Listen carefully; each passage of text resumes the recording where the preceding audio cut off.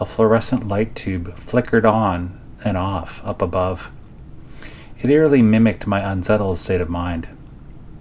I was sitting in a study kiosk in Whidden Hall, my college dorm. The midnight basement air was cold and damp. Final exams are always a slog, but second year was even more brutal for me. I quickly realized I chose the wrong program. Most of the required courses didn't resonate with me. I was adrift. I needed to take a break from my haphazard pile of study notes and textbooks. Nothing was sticking.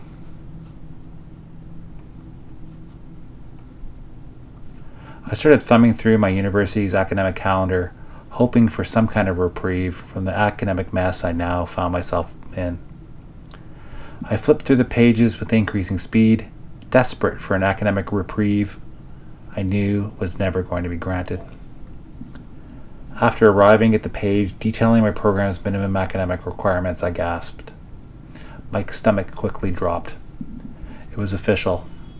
After tomorrow's exam, I was going to fail out of my program.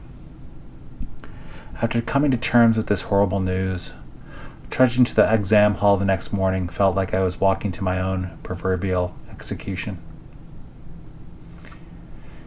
It had always been one of my fondest dreams to attend college. Growing up in a small blue-collar town, I felt like college would be my first tentative step to a wider, more wonderful world I knew was out there, but I had only experienced to that point on TV, the movies, and in glossy magazines. I looked hopefully through the shiny-covered academic calendars during high school, imagining being on a beautiful leafy campus one day, just those lucky people were. I always thought that I was going to be the fourth child of my family to reach the lofty goal of earning a post-secondary degree or diploma. My refugee parents would have been so proud. But the aftermath of tomorrow's failure was going to create the biggest obstacle I would ever face in my academic life. I was a failure. Formal expulsion from my program became real with a tersely stated letter delivered later that summer. It left me in a bewildering haze the entire summer. I was perpetually despondent, shifting ever inward. I withdrew from my girlfriend. I was quiet around my family. I just did not want to talk to anyone about this. After the brunt of the shock dissipated, my mom eventually approached me. She knew I needed time to heal. We were in a car together. I was in the back seat. She was in the front. She turned to me and gently asked me why I had failed.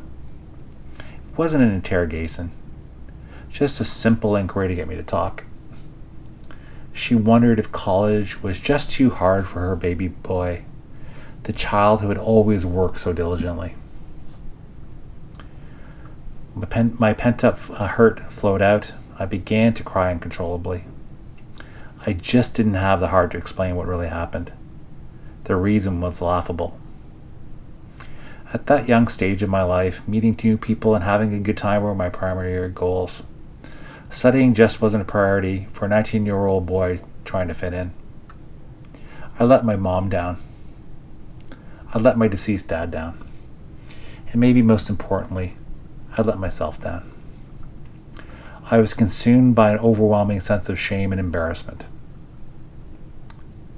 The reason I include both a professional success biography and this adverse tale of academic misfortune is because they are intimately, inextricably intertwined. The former, my success, would not exist without the latter, my abject failure. We each can form a duality.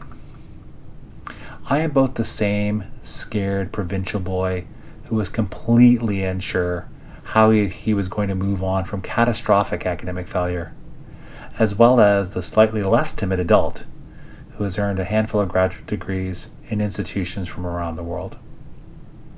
The motto of the story is not particularly novel. If we are undisciplined, unfocused, and succumb to our basest habits, failure becomes inevitable, even preordained.